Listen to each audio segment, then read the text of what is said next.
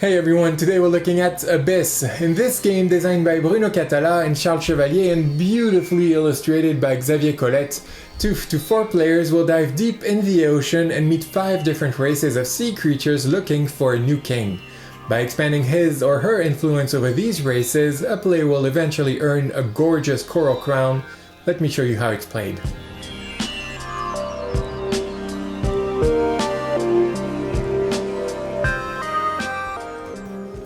In the world of Abyss, squids, shellfish, crabs, seahorses, and jellyfish are all looking for a new king. But not just anybody can sit on the throne. That person must first prove that he or she is worthy of the task. The chosen one will be the player with the most influence points at the end of the game.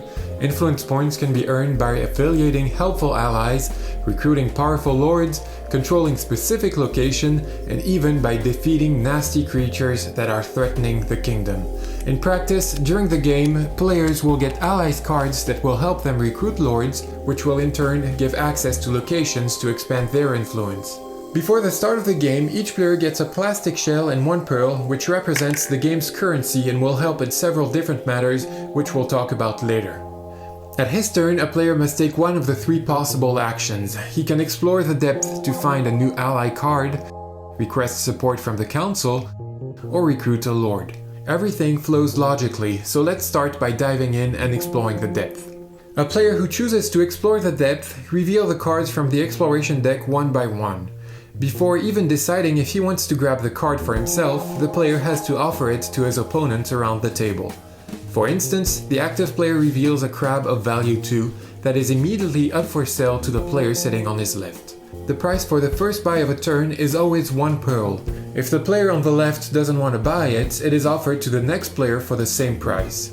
If that player wishes to buy it, he'll have to pay 1 pearl to the active player, who will then reveal another card. This new card will once again be offered to everyone around the table, except to the players who already bought a card during this turn.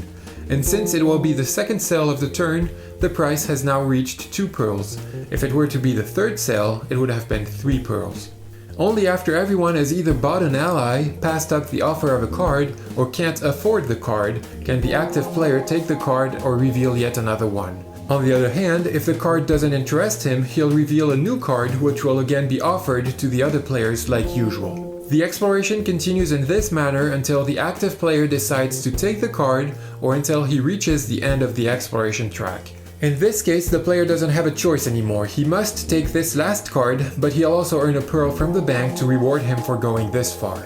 In both cases, all the remaining cards on the track are sent to the council, but each one to its appropriate section. Jellyfish go here, crabs go there, and so on and so forth. Instead of exploring the depth, a player can request support from the council. This action goes a lot faster since the player only takes all the cards from his race of choice in the council.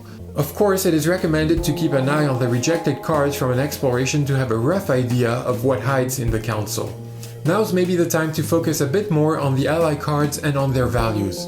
Each race is represented by 13 cards of value 1 to 5. There's always 4 value 1 cards, 3 value 2 cards, 3 value 3 cards, only 2 value 4 cards, and a single value 5 card per race. The value 5 cards are then as rare as valuable, in particular when it comes to recruiting a lord. Recruiting a lord is the third option available during a turn. The available lords are displayed in the court at the bottom of the board, and most of them belong to a specific race. For instance, the jailer is from the crab species, and in the world of Abyss, crabs are the military force. This lord will score 7 influence points to his recruiter. He also offers a special power. Here it is a unique and immediate power, as indicated by the little black arrow. The player who recruits the jailer makes all other players discard one of their ally cards.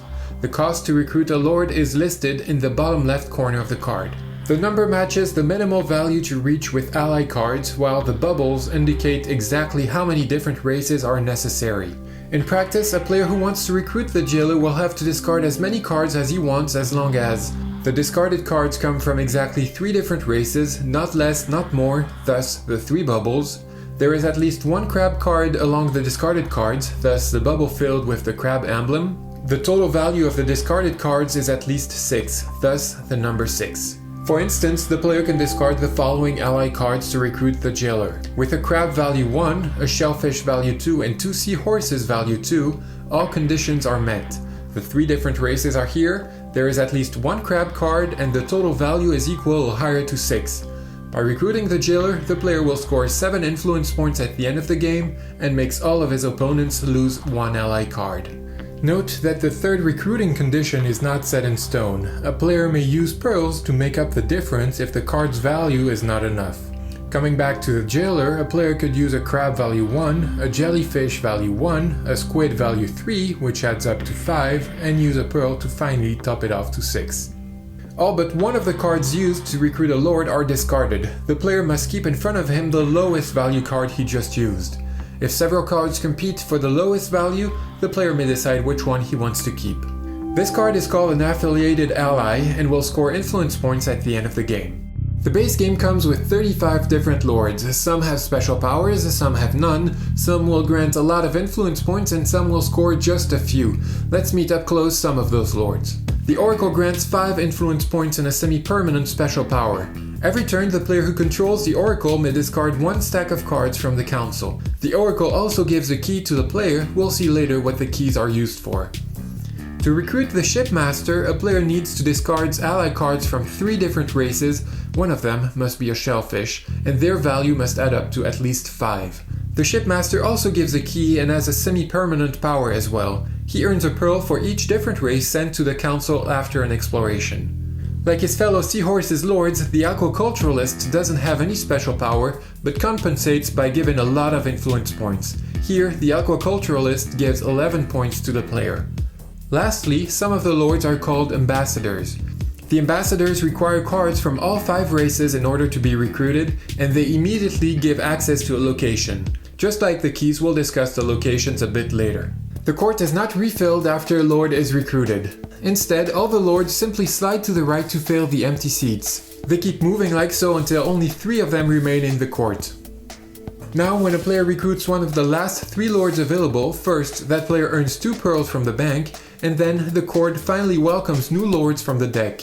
That being said, a player can always choose to pay to the bank 1 or more pearls at the beginning of his turn to reveal 1 or more lords. This could give him more options to choose from if he's ready to recruit. When a player obtains 3 keys from the recruited lords, for instance, he must take control of a location. Locations are tiles that will score influence points at the end of the game. The player must choose which location to control among the tiles already face up next to the board, or draw up to 4 tiles, choose his location among those, and place the rest of them face up. Drawing multiple tiles increases the chance to get a location that fits your strategy, but it also leaves more options open to the other players when they'll have to pick a tile, because they can consider all the face-up tiles on the table before deciding if they want to draw other ones. All the locations are unique and they all score points differently. For instance, the Parliament scores 6 influence points plus 2 points per politician lord, or squid lords, recruited during the game. The Sanctuary scores 4 points plus 3 extra points per jellyfish affiliated, and the Chamber of Allies score 3 points plus the sum of the weakest affiliated ally from each race. A total of 20 different locations are present in the game. Players should find the right tiles to fit their strategies. When a player obtains a location, he must place the tile on top of the lords that provided a key to open it. The location will then cover the lord's powers, which will not be available anymore for the rest of the game. The said lords are considered inactive, but they'll still score influence points at the end of the game.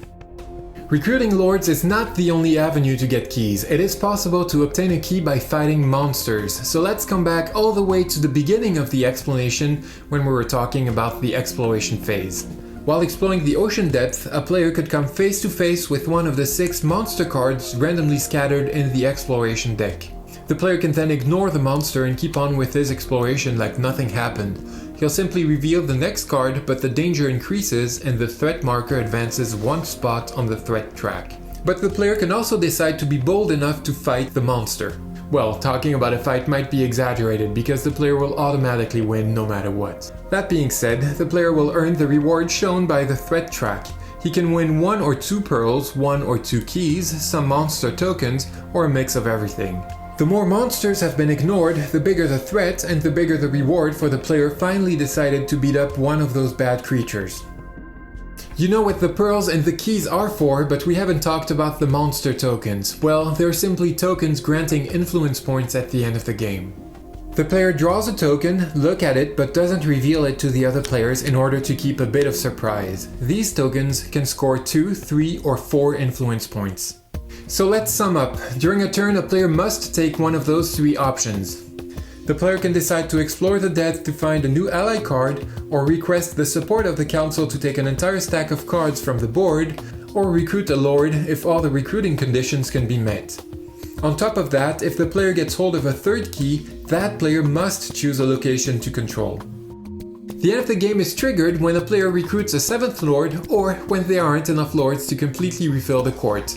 All the other players will get to play once more before counting up the points. The final score is the sum of different elements. The players need to add the points given by the lords they have recruited, by the locations they each control, and by the possible monster tokens they've earned. Then they'll need to look at the allies they affiliated while recruiting lords, and this time only keep the highest value allies from each race. Their value is directly converted into influence points. From there, everything is summed up, and the player with the most points wins the game. And there you go, now you know everything you need to know to play Abyss, but if you want to learn more about the first expansion, Kraken, take a deep breath and click on the following vignette. We'll dive deeper undersea to meet some shady creatures smuggling corrupted dark pearls. Otherwise, I'll see you on another episode with another board game on the table. Take care.